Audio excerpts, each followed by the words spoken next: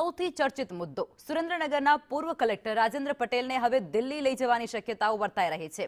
લાંચના પૈસાને લઈ અને વધુ ખુલાસા થઈ શકે છે, ઊંડાણપૂર્વક તપાસ થઈ શકે છે। પૂર્વ કલેક્ટરની નજીકના જે તમામ અધિકારીઓ હતા તેની પણ પૂછપરછ કરાશે। ઈડીની 2 જેટલી ટીમ જે સુરેન્દ્રનગરમાં હાલ તપાસ કરી રહી છે। संवाददाता दिव्या अमारी साथे जोड़ाया छे।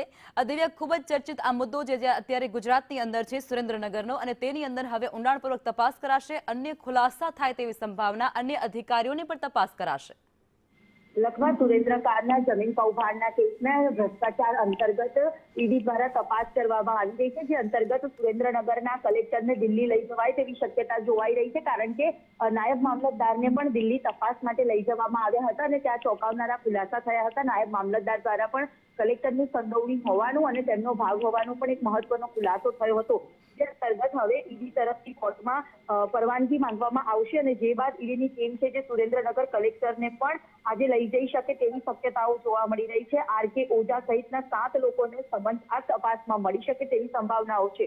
આ સાથે જ કેટલાક અન્ય ઉચ્ચ અધિકારીઓની પણ સંડોવણી આ સમગ્ર કેસમાં સામે આવે તેવી પણ સંભાવનાઓ જોવા મળી રહી છે। જી આભાર દિવ્યા।